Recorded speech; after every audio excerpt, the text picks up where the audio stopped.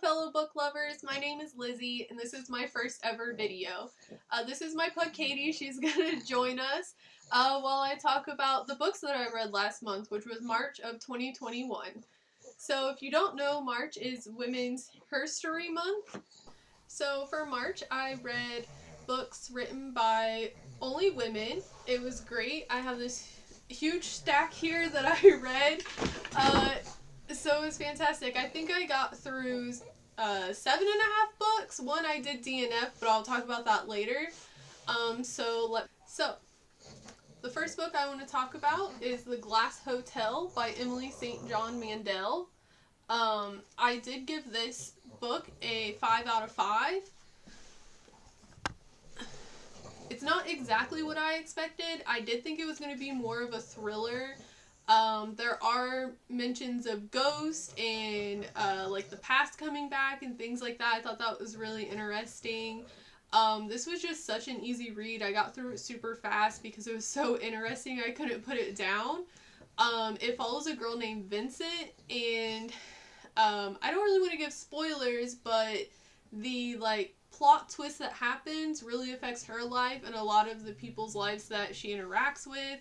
And it all kind of loops around. Like in the beginning you're kind of confused how it connects, but it makes a full circle, which is beautiful. So definitely check out this book. The next book that I read was The Immortalist by Chloe Benjamin. So I gave this book a 4 out of 5. Which just means it's not like my new all-time favorite, but I did really enjoy reading it. I thought that the title The Immortalist was very ironic for what this book is actually about.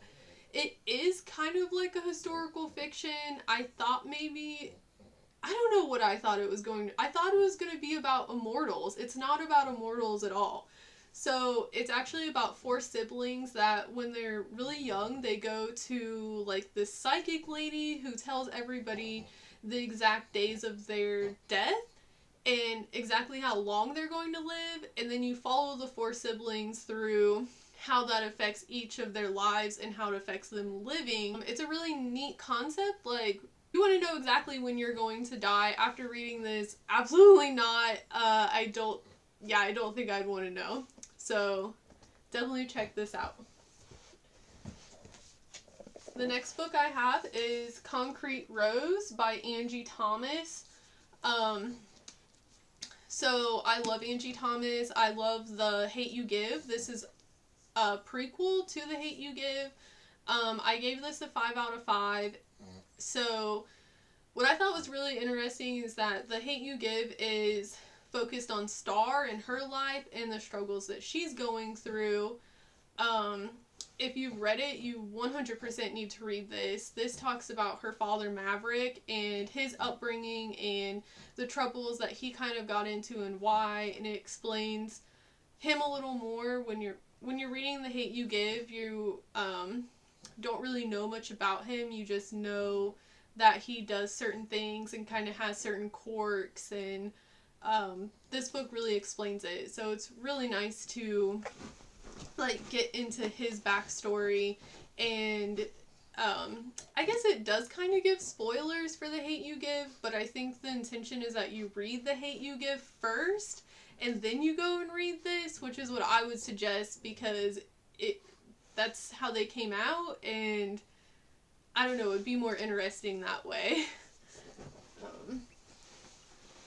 Okay, so the next one I have is 3 Women by Lisa I think it's Tadeo, but I could be wrong. I'm sorry if I'm completely butchering that. Oh, here's my cat. Give me lay down. Sorry, it's really hard to do a video and not have at least one of my animals climbing on me at some point. But anyway, so 3 Women, I gave this a 4 out of 5. It obviously follows the stories of 3 women. So the author, Lisa, actually spent 10 years, either living with these women or meeting up with them. She kind of explains it in the introduction, but There were other women that she was originally following their stories, and they decided to back out. So she gives like little snippets of those, but the main three women. So the main three women that she talks about, I thought it would be split up like one woman, one woman, one woman, but it like intermixes it. So like a chapter will be about one, and then the next chapter is about another one, and so on and so on. But it follows their like sexual lives and their interactions with men, and they each have really different interactions with like their sexuality, and I don't know how to exactly explain it, but it's very good. I thought it was really interesting that she spent so much time with these women and learned so much about them and got to tell their stories. Definitely give this one a read and learn more about the three women that are in this book. It's definitely worth a read. The next one I have is Too Good to Be True by Carol Lovering. Okay. I've given the rest of my books pretty good reviews. I'm usually pretty easy on books. If you love this book, I'm sorry. I don't mean to hurt anyone's feelings. I did give it 3 stars because it was overall good. It definitely wasn't my favorite. I don't know. I thought it was going to be a thriller. I always get these books thinking they're going to be a thriller. I did get this from Book of the Month. This isn't sponsored. I wish it was, but it's not. But I love Book of the Month. And I'm pretty sure it said thriller in there. Or it said psychological thriller. I did not think... It's not scary at all. So don't get this book and think that it's going to be spooky in any way at all. It does have one main huge plot twist in it that I already saw coming, I think, so it switches between 3 perspectives, and Heather's perspective I thought was kind of bland. It was really boring. Her chapters were kind of hard to get through. The other 2 characters, though, theirs was really interesting. I did think that it was kind of predictable. I would have liked, I don't know, something more. Maybe something more from Heather. She was just kind of bland. I don't know what else to say about that. Katie. Okay. So, the next one I have is The Lost Apothecary by Sarah Pinner. I loved this book. I loved it. Look at the cover. It's beautiful. That might be one of the reasons I picked it. Sometimes I pick stuff on covers, but another Book of the Month book. Definitely 5 out of 5. 100% 5 out of 5. Like, you must read this. So I love history and I love historical fiction. I don't know if this quite falls into the category of historical fiction, but it was maybe a mix between that and just regular fiction. So it switches between time frames, like between past and present, and then they interconnect, and it's really cool. And of course it talks about apothecaries, talks about witchcraft a little bit, like just a little bit, which I love. So definitely if you have not read this book, give it a read. It is worth it. Okay, do I want to talk about the one I DNF'd last? I think I do. We're going to stay on a good note for right now, because there's another book that I absolutely love, 100% recommend to read, and that is Honey Girl by Morgan Rogers. Oh my gosh, this book was so good. So good. Most of the characters are non-white characters, which I thought was amazing. You don't get that with many books. I thought it was awesome to see different perspectives, people from different backgrounds, different ethnicities, different religions. That was amazing. The main girl, what was her name? Hold on. I read this was the first book I read in March, so give me just a second. Okay, Grace. The main character's name was Grace. I found a lot of her issues to be really relatable. Obviously, I can't relate with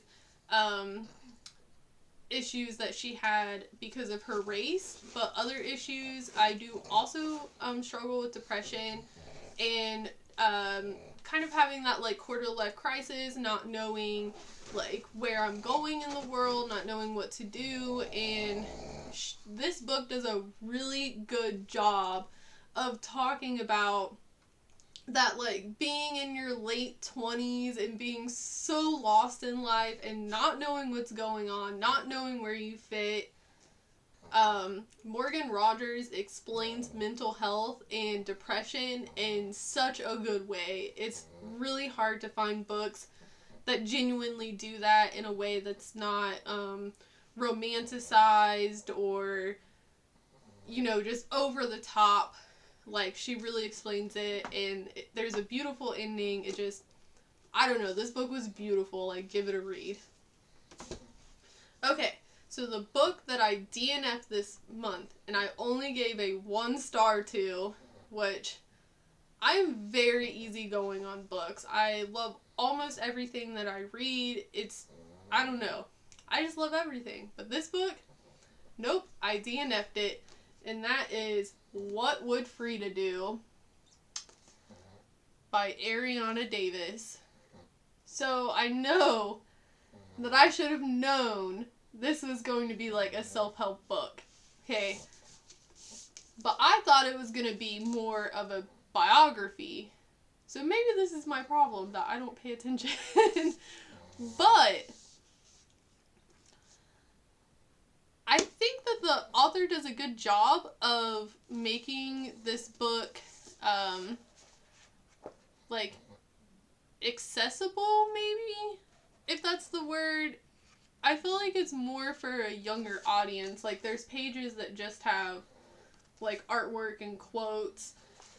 This isn't a book that I would want to sit and read. Like, I don't know how to word it. This isn't a book that I would just want to sit and read every page at once. Like, maybe if I wanted to, like, pick it up one day when I was heartbroken and read the chapter on heartbreak and know how Frida Kahlo would react to that. Like, that would be amazing. But I wanted to read a biography about Frida. I wanted to know more about her because she's amazing. But I didn't get that. Instead, each chapter is so repetitive and says the same things about her life over and over again. So I got about halfway through this and I DNF'd it. I'm trying to do that more often if I really don't like a book, so that way I don't get a reading slump and I can continue reading other books that I love. So that is the end of my video. Thank you so much for watching. I really appreciate it. And I hope to continue doing videos like this. I also read manga, so I'm planning on maybe doing a March wrap-up for manga, or maybe an April TBR. So stay tuned. Please like and subscribe. And leave a comment down below and let me know what you're reading right now, or what you think that I should read and talk about in another video. Thank you so much. Bye!